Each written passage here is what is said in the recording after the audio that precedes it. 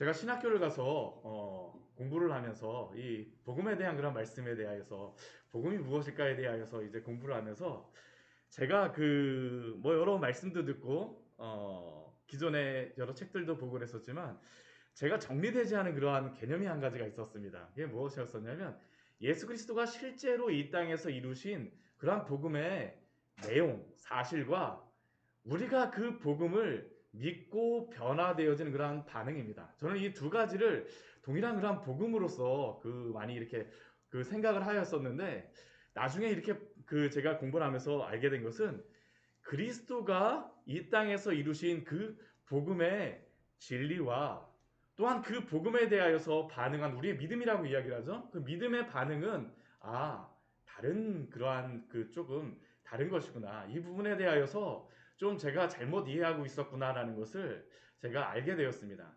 오늘 말씀을 보게 되면 우리가 계속 누가복음 그 말씀을 보면서 우리가 계속 알 수 있는 것은 예수님께서는 자신이 누구인가를 계속 알려주세요. 왜냐하면 예수님께서 복음의 진리이시기 때문이죠. 구약 성경이 기록되어졌던 그러한 모든 것들은 다 예수 그리스도에 대하여서 우리에게 알려주셨던 것입니다. 그리고 실제로 예수님께서는 그 복음의 진리로서 오셔서 자신이 누구인가, 그 복음의 내용이 무엇인가, 사실이 무엇인가를 우리에게 알려주셨습니다. 근데 문제는 무엇일까요? 예수님께서는 계속 그렇게 알려주심에도 불구하고 예수님을 오해를 해요. 예수님을 오해를 합니다. 우리가 같은 사실을 듣고도 아라고 얘기했음에도 불구하고 참 희한하죠? 조금 시간이 지나서 보게 되면 나는 분명히 아라고 이야기했는데 나중에 듣고 보니까 어라고 하시는 분들도 있고 야라고 생각하시는 분들도 우리가 있지 않습니까? 그렇죠? 우리가 생각하고 말하였던 그러한 것에 대해서 잘못 이해하는 부분들이 참 많습니다. 예수님 복음을 알려주시고 자신이 누구인가에 대하여서 우리에게 계속 말씀하여 주고 2000년 전에도 직접 말씀하여 주셨음에도 불구하고 잘 이해를 하지 못해요. 잘 이해를 하지 못합니다. 오늘 말씀을 보게 되면 그러한 내용이 적혀 있습니다. 오늘 그 말씀 우리 18절 말씀을 보게 되면 요한의 제자들이 이 모든 일들을 여기서 얘기하는 요한은 세례요한입니다. 세례요한에게 가서 알렸다라고 말씀하고 있습니다. 예수님이 행하셨던 그러한 모든 일들입니다. 죽은 자 나인성 과부를 살리시고 또한 백부장의 그러한 종을 고치시고 또한 평지에서 말씀을 전하시고 여러 병자들과 여러 이적을 행하셨던 것을 다 세례요한의 제자들이 세례요한에 가서 다 알렸습니다. 왜 세례요한에게 가서 이것을 알릴 수밖에 없을까요? 지금 세례요한은 감옥에 붙잡혀 있기 때문입니다. 감옥에 붙잡혀 있어요. 지금 어디에 붙잡혀 있냐면 그 요단강 동편에 있는 마켈루스라고 하는 그 요새에 지금 세례요한은 붙잡혀 있습니다. 헤로드 안티파스가 그의 아내 그 헤로디아와 결혼한 것에 대하여서 그 동생의 부인을 취하였잖아요. 그것이 옳지 않다라는 것을 이야기하자 그 헤롯이 마음에 그것을 품고 있다가 세례 요한을 감옥에 가둔 겁니다. 근데 이 지금 세례 요한이 갇혀 있는 이 마켈루스 요새라는 곳은 어떤 곳이냐 하면 그 헤롯의 여름 궁전이 있는 곳입니다. 지금도 제가 전에 가보게 되면 어떠냐면 가장 꼭대기 위에는 높은 산 위에다가 이렇게 볼록 튀어나온 산입니다. 볼록 튀어나온 산 위에다가 헤롯의 궁전이 멋있게 하나 지어놓고요. 한 중간 중턱쯤에다가 굴이 있는데 굴에다가 세례 요한을 가둬놨다라고 이야기합니다. 그러니까 그 세례 요한이 그 감옥에 앉아 있게 되면 무엇이 들렸을까요? 만약 여름이었다면 헤롯 자신을 그 감옥에 가두었던 죄인이죠. 그 죄인이 와서 맨날 그 잔치를 벌이고 여러 가지 소리들이 막 들리지 않겠습니까? 그러한 소리가 있는 가운데에서 이 세례 요한은 지금 감옥에 갇혀 있는 것입니다. 그리고 그렇게 갇혀 있는 그러한 때에 예수님이 행하신 그러한 일들을 듣고 나서 세례 요한이 예수님께 질문을 합니다. 직접 질문하지 못하니까 자신의 제자들을 통해서 질문을 해요. 무엇이라고 질문합니까? 우리 19절 말씀 보면 나와 있죠. 오실 그이가 당신이 오리이까 우리가 다른 일을 기다리오리이까. 참 이상하죠?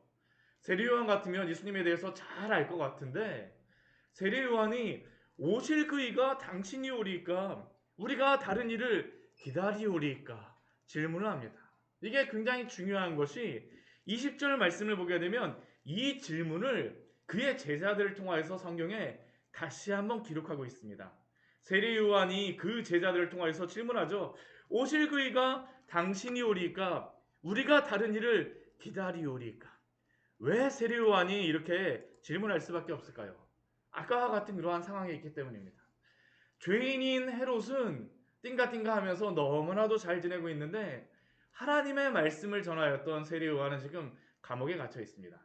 더군다나 세례 요한이 전하였던 그 복음 예수 그리스도의 길을 준비한다라고 하는데 그가 전하였던 그러한 내용이 무엇입니까? 우리 앞에 말씀 우리 잠깐 볼까요? 우리 세례 요한이 그 3장 17절 말씀에서 이렇게 그가 전하였었죠. 말씀을 오실 그이 예수 그리스도가 이러한 일을 행하실 것이라고 이야기했습니다. 우리 3장 17절 같이 한번 읽어볼까요? 손에 키를 들고 자기의 타작 마당을 정하게 하사 알곡을 모아 곳간에 들이고 쭉정이는 꺼지지 않는 불에 태우시리라. 세례 요한은 그가 하나님으로부터 받은 그러한 말씀이 무엇이었었냐면 예수 그리스도 메시아가 오시게 되면 그리스도가 오시게 되면 구원에 대한 그러한 소식뿐만 아니라 죄인에 대하여서는 심판하시리라는 것을 그는 알고 있었습니다. 그런데 죄인이 지금 심판을 받고 있지 않아요.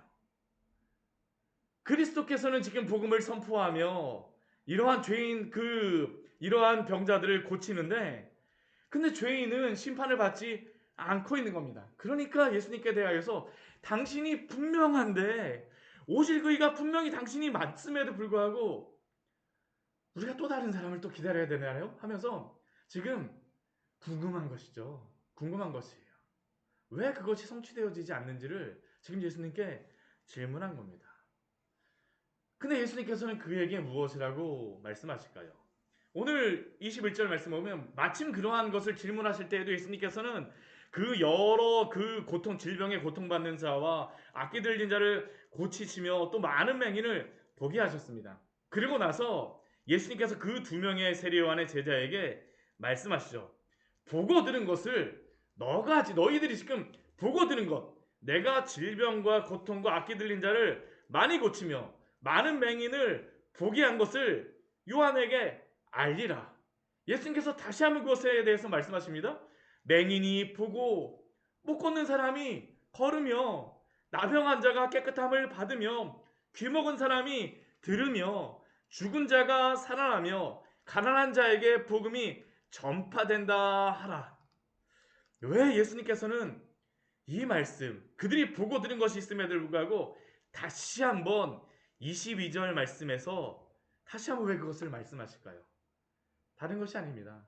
지금 예수님이 말씀하시고 행하시는 이 모든 것들은 예수님이 그냥 행하시는 것이 아니에요. 이사야서 말씀에서 이러한 일을 그리스도가 행할 것이다 라는 그 말씀이 기록되어져 있기 때문입니다.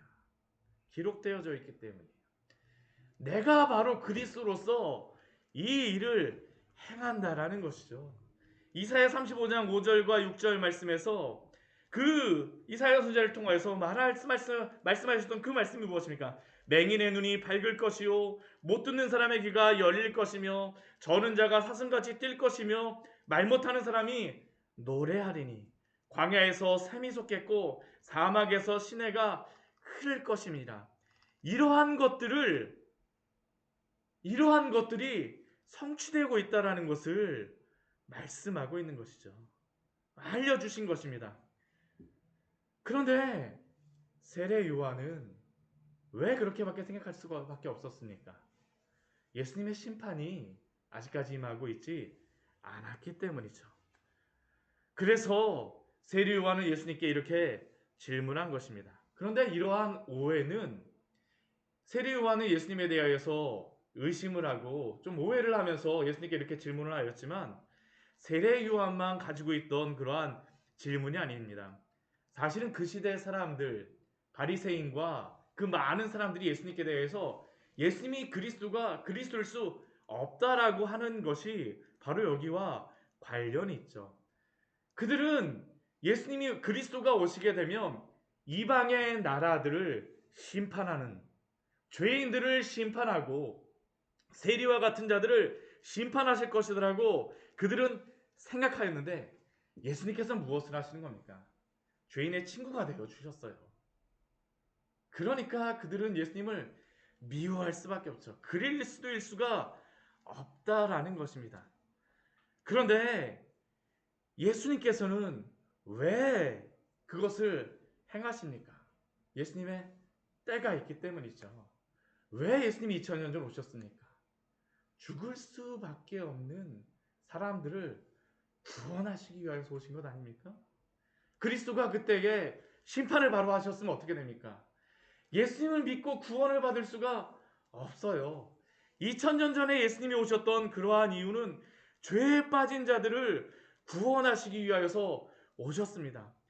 누구라도 예수님을 믿고 그 죄를 회개하고 나오는 자에게 구원을 주시기 위하여서 예수님께서 오신 것입니다. 그리고 그렇기 때문에 예수님께서는 그러한 모든 것들을 행하시는 것이죠. 그리고 그러한 표징으로서 나타낸 것이 무엇입니까? 그러한 치유의 이적이었습니다. 치유의 이적이었어요. 그러나 아무리 세례 요한이라 할지라도 세례 요한 같은 경우는 이 두 가지를 동시에 보는 것입니다. 우리가 예수님이 초림에 오셔서는 이 십자가의 사역을 이루시죠. 그러나 다시 오실 예수님께서 무엇을 하실까요? 그때는 분명히 심판이 있을 것입니다. 근데 세례 요한은 어떤 겁니까? 이 두 가지를 동시에 보고 있는 겁니다. 예수님의 구원과 심판을 동시에 보고 있기 때문에 그가 그렇게 말하였던 것이죠. 그러나 예수님께서 우리 23절 말씀에서 이렇게 말씀하십니다. 누구든지 나로 말미암아 실족하지 아니하는 자는 복이 있도다. 예수님이 누구인가에 대하여서 알고, 예수님이 말씀하여 주신 그 진리에 대하여서 알고, 그러나 자신이 생각하는 것으로서 예수님을 판단함으로 실족하지 아니하는 자는 복이 있도다라고 예수님께서 말씀하시죠. 말씀하세요. 오늘 말씀은 잘못 생각하는 그러한 복음에 대해서 잘못 생각하는 그러한 사람들의 생각을 고쳐주시는 겁니다. 그래서 예수님께서 세리 요한의 제자들이 간 다음에 그 남은 사람들에게, 남은 제자들에게 이렇게 질문하세요. 아까는 세리 요한이 예수님에 대해서 질문하였는데 이번에는 세리 요한의 제자들이 떠나간 후에 24절서부터 26절까지의 말씀 보면 예수님께서 동일한 질문을 하시죠. 무엇이라고 질문하십니까? 너희가 무엇을 보려고 광야에 나갔더냐? 무엇을 보려고 광야에 나갔더냐? 25절 말씀에서도 질문하시죠.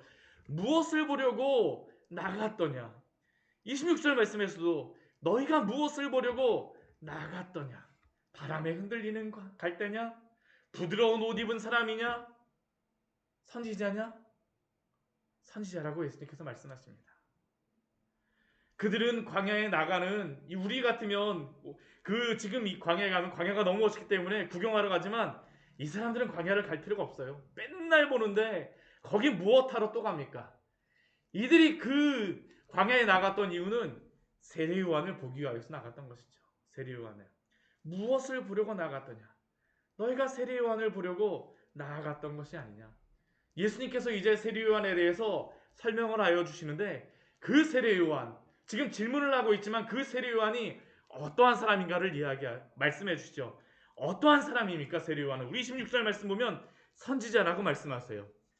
또 그 선지자인데 그 선지자 중에서도 어떤 사람이냐면 선지자보다도 훌륭한 자라고 예수님께서 말씀하십니다. 왜 선지자보다도 세례 요한이 훌륭한 사람이겠습니까? 다른 게 아닙니다. 다른 게 아니에요. 세례 요한이 다른 선지자보다 훌륭하였던 이유는 바로 예수님의 길을 준비하는 사람이었기 때문입니다. 세례 요한 자체의 어떠한 그 무엇보다도 세례 요한이 행하였던 것, 그리스도의 길을 준비하는 사람이었기 때문에 아무리 구약의 선지자 엘리야와 엘리사라 할지라도 그리스도의 길을 직접 예비하지는 못하였어요. 누구만이 직접 예수님을 만나서 세례를 주며 그 길을 준비하였습니까? 세례 요한이에요. 그렇기 때문에 세례 요한이 훌륭한 자라고 말씀하시죠. 세례 요한 때문이 아니라 예수님 때문입니다. 그래서 예수님께서는 28절 말씀에서 이렇게 말씀하십니다. 여자가 낳은 자 중에 요한보다 큰 자가 없도다. 가장 큰 자라는 것입니다. 여자가 낳은 자 중에. 예수님 시대까지 낳은 자 중에 가장 큰 자가 바로 세례 요한입니다. 왜요? 예수님의 길을 예비하였기 때문이죠. 예수님의 길을 예비하였기 때문에. 이것이 굉장히 중요하죠. 굉장히 중요하죠. 근데 이렇게 말씀하시는 예수님께서는 이렇게 뒤에 말씀해 보게 되면 그 말씀해 보게 되면 이렇게 말씀하세요. 이 세례 요한이 큰 자인 그 이유를 말씀하시면서 우리에 대하여서 이것을 말씀하시기 위하여서 이 말씀을 하시는 겁니다. 여자 중에 낳은 자 중에 가장 큰 자. 그런데 이 세례 요한은 어떠한 사람입니까? 복음에 대해서는 아직까지는 알지 못해요. 그러나 우리는 어떠한 사람일까요? 예수님이 행하신 그 모든 일들을 다 알고 있는 사람들입니다. 세례 요한은 어떤 사람일까요? 예수님이 오실 그 길까지 준비하는 사람이었지만 예수님이 고난을 당하시고 십자가에 죽으시고 부활하심으로 말미암아 그 구원의 복음을 이루시는 것들은 알지는 못하였어요. 그러나 우리는 어떠한 사람입니까? 이 모든 것들을 다 본 사람들이죠. 안 사람들입니다. 그러니까 세례 요한보다도 우리는 더 축복을 받은 사람이라는 것이 예수님께서 이 말씀을 통하여서 우리에게 알려주시고자 하는 것입니다. 그 하나님이 낳은 자 중에 세례 요한이 가장 큰 자이니라. 그러나 그 뒤에 말씀에서 하나님께서 이 세례 요한을 통해서 이렇게 하시지만 하나님의 나라에 대하여서는 너희에 대해서는 다 알려주셨다는 것이죠. 우리는 더 그래서 복받은 사람들입니다. 복받은 사람들이에요. 왜냐하면 세례 요한이 알지 못하는 그 모든 복음의 진리를 알고 있는 자들이기 때문입니다. 그러나 세례 요한이 이렇게 예수 그리스도에 대해서 길을 준비하고 예수님께서는 자신의 그러한 복음을 전하였음에도 불구하고 사람들은 어떨까요? 예수님을 받아들이지 않아요. 받아들이지 않습니다. 우리 31절 말씀 보게 되면 이렇게 예수님께서 말씀하시죠. 이 시대의 사람을 무엇으로 비유할까? 무엇과 같은가? 세례 요한이 예수님의 길을 준비하며 예수님의 그 오실 길을 준비하고 예수님께서는 그 모든 복음의 진리를 다 보여주심에도 불구하고 이 세대의 사람들은 반응이 무엇일까요? 우리 32절입니다. 피리를 불어도 춤추지 않고 곡하여도 울지 아니한다.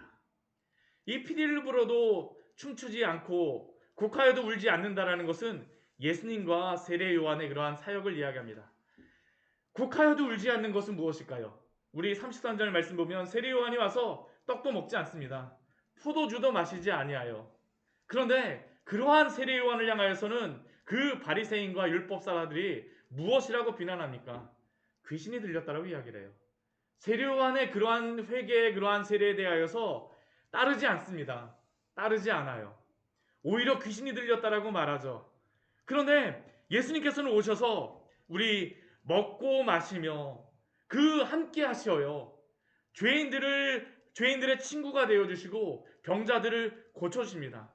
얼마나 축제와 같은 장입니까? 그런데 예수님이 이렇게 오셔서 축제와 같이 장터에서 피리를 부는 것과 같이 함에도 불구하고 그 사람들은 예수님에 대해서 무엇을 하고 말할까요? 먹기를 탐하고 포도주를 즐기는 사람이요 세리와 죄인의 친구다라고 그들이 말하고 있죠. 그들은 예수님이 와서 피리를 불고 세례 요한이 와서 곡하듯이 너희가 회개하라고 죄사함의 회개의 그러한 말씀을 선포함에도 불구하고 그들은 귀신이 들렸다라고 하거나 혹은 예수님에 대하여서는 그 세리와 죄인의 친구라고 하면서 먹기를 탐하고 포도주를 즐기는 사람이라고 말하고 있는 것입니다. 그리고 이것은 또한 우리 시대도 동일하지 않습니까? 우리 시대도 동일하죠. 많은 사람들에게 예수 그리스도의 복음에 대하여서 오늘도 전합니다. 그런데 그 사람들이 이 복음을 왜 받아들이지 않을까요? 복음에 대하여서 복음의 그 진리에 대하여서 굴복하기보다는 그 말씀을 믿고 받아들이기보다는 오히려 그 복음을 판단하고 그 복음에 대하여서 자신이 가진 그러한 생각으로서 생각하고 비방하죠. 때로는 우리가 예수님을 믿는다라고 하면서도 이 복음의 진리를 나의 생각으로 생각을 합니다. 저도 사실은 그랬어요. 무엇을 해주셔야 하지만, 나한테 무엇을 해주셔야 하지만 예수님이 나의 그리스도가 됩니다라고 판단을 하는 우리의 모습이 있지 않습니까? 그런데 오늘 예수님께서 무엇이라고 말씀하십니까? 그게 아니라는 겁니다. 그게 아니라고 말씀하시는 것이에요. 복음의 진리이신 예수 그리스도 앞에 나아오라고. 내가 너희에게 가르쳐주는 대로 그대로 믿으라고 말씀하십니다.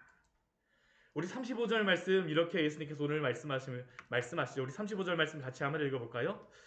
지혜는 자기의 모든 자녀로 인하여 옳다함을 얻느니라. 지혜는 모든 자기 자녀로 인하여 옳다함을 얻느니라. 이 구약 성경에서 지혜는 항상 하나님을 의미합니다. 하나님을 의미해요. 그리고 신약 성경에서는 예수님께서는 자신을 지혜로서 말씀하여 주시죠. 고린도전서 1장 24절 말씀 보게 되면 이렇게 우리에게 말씀합니다. 오직 부르심을 받은 자들에게는 유대인이나 헬라인이나 그리스도는 하나님의 능력이요 하나님의 지혜니라. 우리가 어떻게 의롭게 될까요? 어떻게 의롭게 될까요? 이 복음의 지혜이신 그리스도를 믿음으로 말미암아 의롭게 되어지는 것입니다. 우리 35절 말씀이 그것입니다. 옳다함을 얻느니라는 이 단어가 바로 의롭게 된다는 의미입니다. 우리의 지혜가 무엇이었겠습니까? 예수 그리스도를 믿음으로 말미암아 의심도 아니고요. 불신앙의 마음도 아니라 예수님이 우리에게 보이신 그 복음의 진리를 믿음으로 말미암아 오늘도 우리가 의롭다함을 얻는 줄 믿습니다. 오늘도 우리에게 말씀하세요. 우리의 생각을 버리고 예수님 앞에 나오라고 말씀하십니다. 초청하고 계십니다. 이 복음의 진리를 붙잡고 오늘도 힘있게 살아가신 우리 귀한 성도님들 되시기를 축원합니다. 같이 기도하도록 하겠습니다. 하나님 아버지, 오늘 말씀을 통하여서 그 시대의